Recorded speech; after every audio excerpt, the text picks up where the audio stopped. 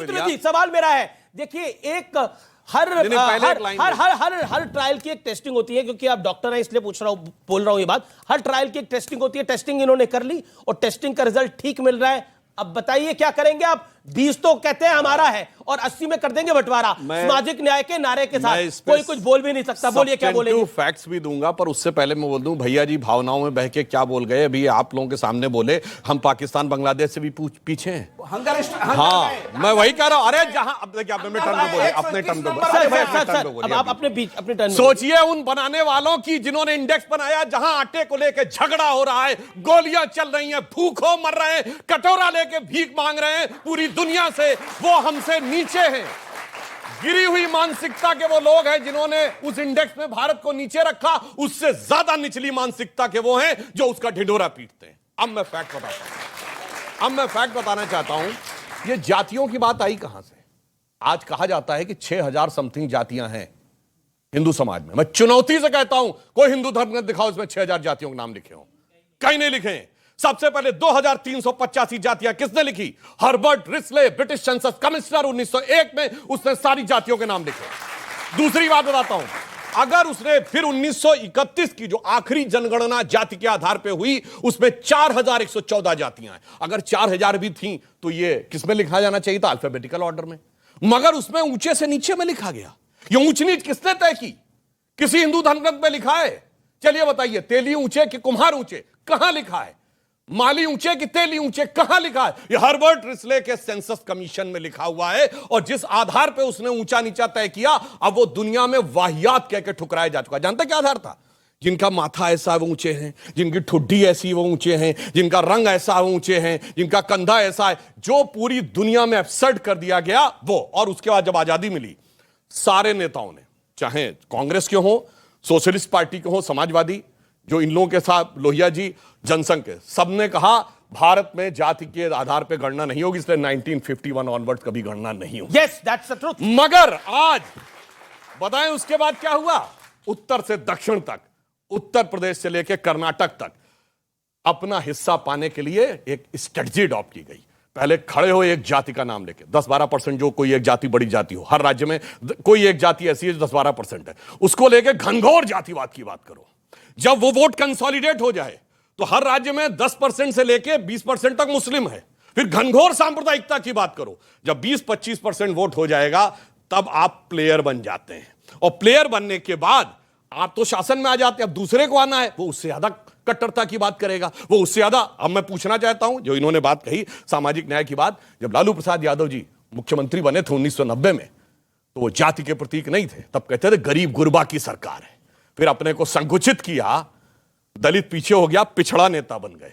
फिर संकुचित किया, यादव नेता बन गए। तभी नीतीश कुमार जी छोड़ के आए थे ना, कहे थे हमारे साथ अन्याय हो रहा है, तभी छोड़े थे। और जब असली सत्ता देने की बात आई तो यादव को भी भूल गए। मैं, मेरी बीबी, मेरा साला, मेरा बेटा, मेरी बेटी, मेरा दूसरा बेटा।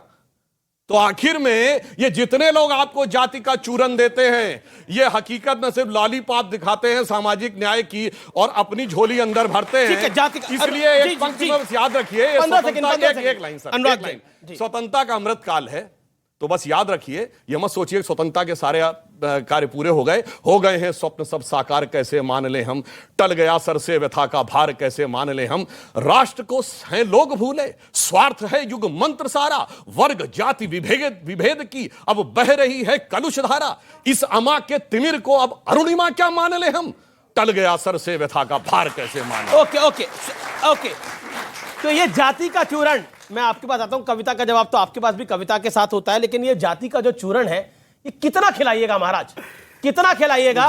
बदहजमी ना हो जाए। मुझे हंसी इस बात की आ रही है कि सुधांशु जी सरकार में है और सरकार का व्यक्ति ये कह रहा है कि यहाँ ये हुआ, वहाँ हुआ। अरे भैया, आपको बताना चाहिए कि आपने देश में क्या विकास किया। आप विकास गिनाइए, आप उनकी बात में इनकी बात का, मेरी बात से मुद्दा वही है, उसी पे आ रहा हूं। आप जाति पे आना चाहते हैं ना, ये मानसिक नहीं, बचना नहीं, उसी पे आऊंगा। हम तो जाति जनगणना की मांग करते हैं, डंके की चोट पे जाति जनगणना की मांग करते हैं।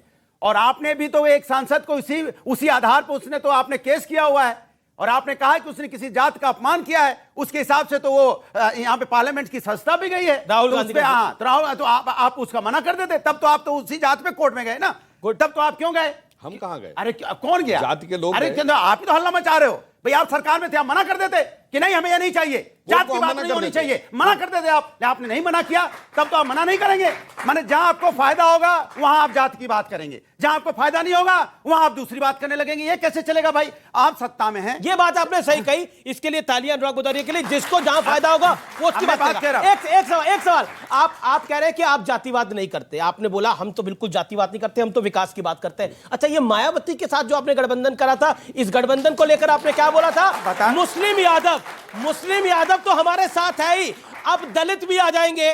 तब महादलित की टर्म अच्छा, नहीं मैं हुई एक थी, बात आई थी। बताऊं? अब दलित भी आ जाएंगे तो बीजेपी का तो खेल बिगड़ जाएगा। इसी स्टूडियो में आप बोल के गए अब थे, सुन इसी लीजिए, स्टूडियो में आप बोल के गए। सुन लीजिए भाई, मेरी बात ही सुन लीजिए। हिंदुस्तान में जातियां हैं, इससे तो आप ना नहीं कर सकते। आप अमीश देवगन है, मैं अनुराग भदौरिया हूं, तो भदौरिया क्यों लिखा गया है आप भी जानते हैं, और देवगन क्यों लिखा गया, जाति है। सुन लीजिए, अगर हम आपके साथ समझौता कर लेंगे तो आपने कहा आपने देवगन से ही समझौता क्यों किया? अरे मेरे साथ कौन सा करा समझौता? मैं आपसे कह रहा हूं, अबे मायावती मेरे ने साथ किया समझौता कौन सा करा? दूसरी बात, अब मैं आपको बताता हूं, सिर्फ मायावती तक मामला नहीं रुका था। आपने बोला चाट भी आ जाए तो जयंत चौधरी को भी साथ ले ले। प्रभु जाने दो, और आप कह रहे जातिवाद नहीं कर रहे। अरे भैया, हम सभी लोग किसी न किसी जात से हैं, और जब किसी ना किसी जात से किसी से गठबंधन होगा तो आप उसकी जात से जोड़ने लग जाओगे। अब कहोगे कि उसकी जात के साथ हो गया, तो ये तो आपकी देखने में चश्मे में दिक्कत है, तो उसका मैं क्या कर सकता हूं? नहीं, आप क्या करें? आप किसी के साथ मिल रहे तो आप उसके हिसाब से देख रहे हो। हमने जो विकास का काम किया, चलिए आज समर्थन कर दूं। अच्छा, क्यों करा था गठबंधन? अच्छा, मायावती से गठबंधन क्यों करा था और जयंत चौधरी से गठबंधन क्यों करा था, बता दीजिए। चलिए, मेरा चश्मा खराब, इन सब ने भी चश्मे डाले, इन्होंने तो काला चश्मा डाला। आपकी अनुमति हो, इन्होंने तो काला डाला हुआ है, इन्होंने तो काला डाला हुआ है। लेकिन मैडम आपका कोई लेकिन मेरा पॉइंट है, गठबंधन क्यों किया था? देखिए, हम आज बताइए मायावती के साथ गठबंधन क्यों किया था, जयंत चौधरी के साथ गठबंधन क्यों किया था? चाहता हूं उत्तर प्रदेश का, देश का विकास हो, और जब हमें कोई विकास का रास्ता कहीं से भी नजर आता है कि मुझे लगता है कि हम उत्तर प्रदेश को आगे ले जा सकते हैं, और हमें लगेगा कि हम देश को, राष्ट्र को आगे ले जा सकते हैं। ये कह रहे हैं कि ये राष्ट्र और विकास के लिए सब कुछ कर रहे थे। मैं इनकी बात से सहमत हूं कि ये लोग जातिवाद नहीं करते। उत्तर से दक्षिण तक एक एक जाति के नाम पे जितनी पार्टियां खड़ी हुई हैं, उसमें से चुनौती से कहता हूं, एक पार्टी बताइए जिसने वास्तविक सत्ता अपनी जाति के किसी व्यक्ति को दी हो। जातिवाद नहीं, परिवारवाद करते हैं, सिर्फ और सिर्फ उत्तर से दक्षिण तक। मैं कहना चाहता हूं, सुनिए, मैं बताना चाहता हूं, उत्तर प्रदेश से लेकर तमिलनाडु तक देख लीजिए, जिन्होंने कहा हम फला फला फला समुदाय के लिए आए हैं, और जब सत्ता मिली तो केवल परिवार। और महत्वपूर्ण बात बताऊं, ये सब वो नेता हैं जिन्होंने कहा हम वंचितों पिछड़ों की बात करते हैं, और देखते देखते उनके परिवार सैकड़ों करोड़ की संपत्ति के मालिक हो गए। आज इस भारत की राजनीति में सबसे अमीर नेता वो हैं जिन्होंने कहा हम गरीब की राजनीति करते हैं।